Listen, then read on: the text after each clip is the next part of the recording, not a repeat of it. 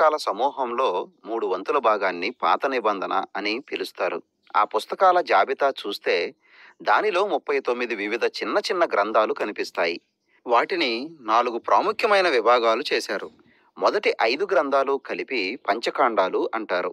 వాటి తరువాత చరిత్ర గ్రంథాలు, ఆ తరువాత కావ్య గ్రంథాలు, చివరిగా ప్రవక్తల గ్రంథాలు. ఈ విభజన అతి సాధారణంగా కనిపించవచ్చు, కానీ అది చాలా క్లిష్టమైన అంశం. అంతకంటే మించి అది చాలా ఆసక్తికరంగా ఉంటుంది. పాత నిబంధన అనే పేరులో వివిధ గ్రంథాలను ఒకే సంపుటిగా చేయడం అనేది యేసుక్రీస్తు అపోస్తలుల కాలం తరువాత జరిగిన ఒక క్రైస్తవ సాంప్రదాయ కూర్పు. ప్రాచీన యూదు సాంప్రదాయం ప్రకారం ఈ రచనలన్నీ వేరువేరు కాగితపు చుట్టలపైన రాయబడి అన్నింటినీ కలిపి 3 భాగాల సంకలనంగా చేశారు. దానినే తనాఖ్ అని పిలిచారు. అది తోరాకి హీబ్రూ సంక్షిప్త నామం. దాని అర్థం ఉపదేశం అని.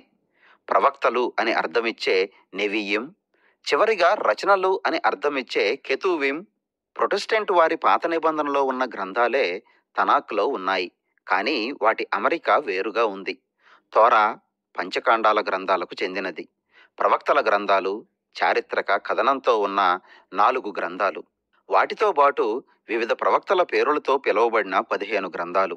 వాటి తరువాత వివిధ రకాల పద్య కవిత్వం, వివరణాత్మకమైన వృత్తాంతాలు అనే రచనల సంకలనం ఉంది. ఇప్పుడు ఈ 3 భాగాల అమరిక నిజంగా ప్రాచీనమైంది.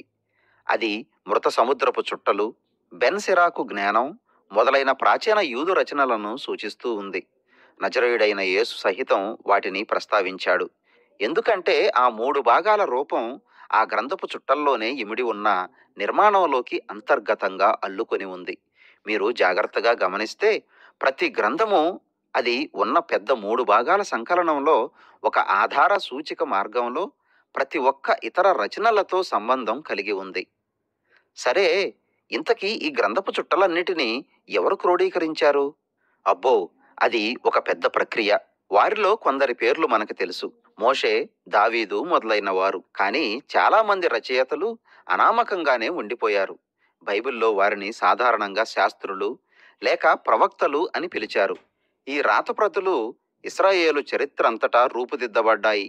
తరాలు గడిచే కొద్దీ తమకు ముందు ఉన్న గాథలు, పద్యాలు అన్నింటినీ పోగు చేసిన ప్రవచనాత్మక శాస్త్రులు వాటిని పెద్ద పెద్ద సంకలనాలుగా తయారు చేశారు. ఆ తరువాత ఆ రచనలన్నింటినీ సమకూర్చి ఒకే ఒక ఏకీకృత సంకలనాల లైబ్రరీగా తయారు చేశారు. దానినే తనాఖ్ అని పిలుస్తారు. కీర్తనలు, ప్రవక్తల రచనల్ని గమనిస్తే ఈ ప్రవచనాత్మక రచయితలంతా ఈ మొత్తం ప్రక్రియ దేవుని ఆత్మ నడిపిస్తూ వచ్చాడని, ఆయా వ్యక్తుల మాటల ద్వారా దేవుడు తన ప్రజలతో మాట్లాడాడని విశ్వసించారు అని తెలుస్తుంది. అందుకే వారు ఈ రాత ప్రతులను జాగ్రత్తగా భద్రపరిచి వాటిని ధ్యానిస్తూ వాటిని ఒక ఏకీకృత సంకలనంగా ఉంచారు. ఈ ప్రక్రియ అంతా ఎప్పటికి పూర్తయిందో మనకి తెలియదు, గాని బహుశా యేసుకు పూర్వం చివరి శతాబ్దం నాటికి అది ఒక రూపం సంతరించుకుని ఉండవచ్చు.